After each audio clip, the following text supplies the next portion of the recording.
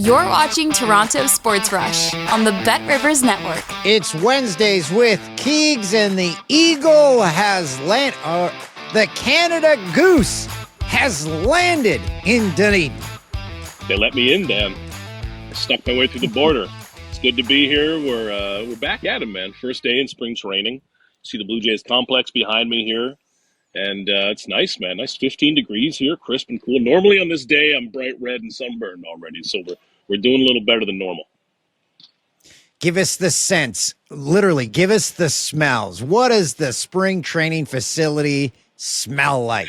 Man, damp, humid, mossy. You know, it's a beautiful place. This is where I stay in spring training, is a little more on the beach, a little more traditional Florida, like people think of. This is a little more inland, you know, so it's a little swampy around here. A couple weeks from now, when we're talking, I will be dripping sweat. You'll see players behind me. Today we have a few guys throwing. Trey Savage is going to throw a side session. You're going to see a bit of real action, some real baseball. But this is a lot of stretching, Dan. I'm going to be an expert in stretching, maybe watching some players jog. I might join in, honestly. I didn't have enough off-season to get to my own stuff, so I might jump into the fun.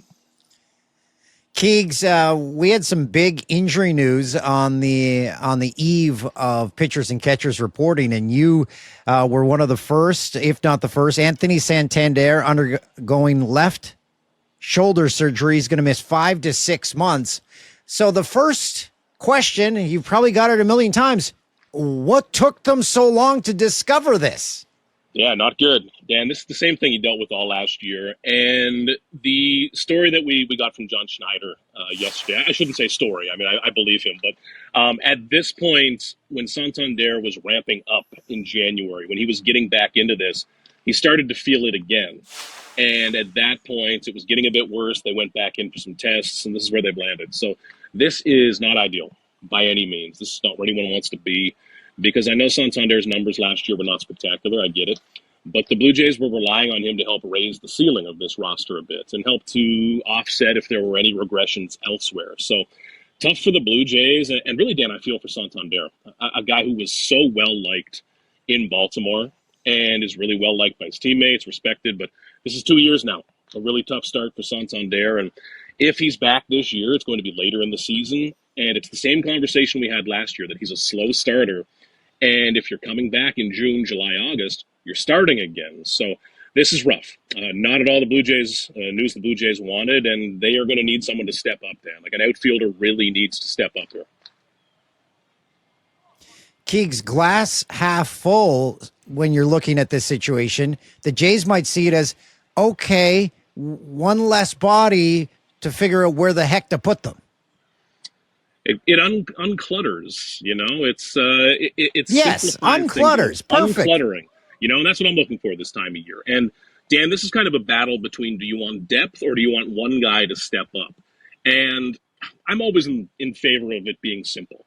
Everything gets simpler if Joey Loperfido or RJ Schreck or David Schneider or somebody shows up to camp this spring and just blows the doors off. And they claim that starting spot. Addison Barger will be a much bigger factor in the outfield now, too. But if one of these guys shows up and convinces John Schneider, I need to be the guy, this whole thing gets simpler. It gets a lot easier. We'll see if that happens. Otherwise, you'll see what we saw last season, which was Miles Straw working in, a lot of Nathan Lucas as well. The Blue Jays have the depth, but it's a lot cooler when you've got one guy who's mashing. So I see this as a competition, Dan. I think it makes spring training pretty fun. It's going to make the games matter, especially with some guys away for the WBC. So this will be really interesting to watch. I think this is going to be a spring where the at-bats really matter.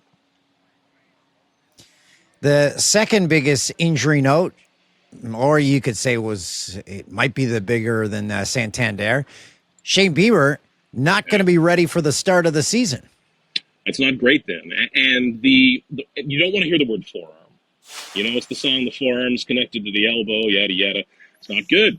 And especially when you're coming off of Tommy John. Now, for Bieber, in a perfect world, this just takes a little bit longer. And this is what John Schneider said, which is just a delay.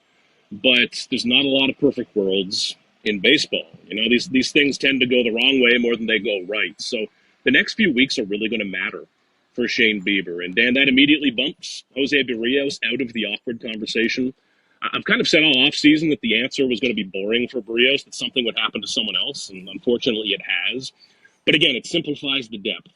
Where it puts the Blue Jays now, Dan, and this is similar to the outfield now in the rotation, you just can't afford to have more bad news. Good teams are built to handle one or two of these. But once you get into 3 or 4 injuries, things really go sideways. So they need to be careful that more does not happen because that depth is really being tested already. Well, I've got the third injury for you. Bowden Francis going to have reconstruction surgery, UCL reconstruction surgery, will miss the entire season. That's a tough one, Dan, because Bowden had a rough year last year. He had that ERA up over 6. He started a lot of games. It's one of those when I look back on the stats from last year, I think, did I really cover this many Bowden Francis starts? Apparently I did. But Francis this year, he was going to be such an important piece of AAA depth who you can option up and down, and that's important. That's so valuable to a team. Last year, Eric Lauer saved them. This year, they needed a guy who you can move up and down in AAA, and Francis was going to be that guy. So we'll see if this is a full Tommy John or if they do an internal brace. It's a bit different recovery time. But Francis is going to miss all of this year. And now, Dan, when you look beyond Ponce and Barrios, you've got to think who is next in line. Who is number 6, number 7, number 8, number 9, number 10, like most teams need. Right now, it's Eric Lauer. I think one of the top pitching prospects, Gage Stanifer, would be in that conversation as well. But it gets thin beyond that. So again, you can't have any more bad news. And we're talking on day 1 of camp, of course. So there's lots of time left. And spring training is where things go wrong. You don't often see things that just go miraculously right and save the season. So the Jays need some good news or ideally just no news at all the rest of camp. All this injury news, does Blue Jays management start dialing a few more numbers? Maybe. They're at the point going into spring training, Dan, and Ross Atkins said this yesterday, where any additions would need a subtraction. So if you're going to go out and sign a guy for $15 million, or you're going to trade for a guy that's got a $20 million contract, they probably need to take some money off the books. And you can't do that with Santander now at this point. That's all guaranteed money. This is not the NFL where you can cut a guy with a June 1st injury designation or something. They've got to pay him. So the Blue Jays right now, I don't think you're going to see major money taken on. But we've talked about this, Dan, a bit over the offseason, that I think the outfield trade market, if there's anything there, still makes a ton of sense. The Blue Jays have all those depth pieces who we've talked about. They have enough prospects to do whatever they want. Okay, you don't need the number 1 farm system to make a trade. You just need some money and a few guys who can play, and the Jays have that. But I think they're going to remain involved in that. I think back through recent off seasons, the Matt Chapman edition, that's a decent example of a starting position player being added. That was in earlier mid-March. These things can happen anytime. And it's likelier today than it was yesterday, I'd say at least, Dan, because the Blue Jays have that need. We had a lot of negative news there with the injuries. Let's end on a positive note. I assume when players are reporting to camp, they're going to be like a pack of kangaroos, just bouncing into the facility. It kind of is, man. There's lots of, especially with all the good relationships on this team, some of the position players are in. So Ernie Clement was in, bouncing around on everybody. He was in a very heated game of ping pong at about 9 a.m. this morning. And there's a lot of energy for early in the morning, Dan. It's in the off season. Do I wake up at 7 in the morning? No, perhaps not. But suddenly I'm showing up here. It's 8 a.m. and there is techno. Do people call it techno anymore? I don't know. But there's techno, just blasting. EDM, there we go. Music's blasting. Guys are playing ping pong and yelling and jumping on each other. There's a lot of energy here in these early days. Now, by late March, everybody's going to be saying, get me out of here, probably me included, I'll admit. But these early days are fun. These guys haven't seen each other in a while. They're eager to get back to it. Coaching staff, especially because there's not a lot of turnover. Dan, if people get fired and traded, then it's awkward these early days. But everyone's back. There's an energy around it. And this time last year, we were here thinking, man, what the hell's going to happen this season?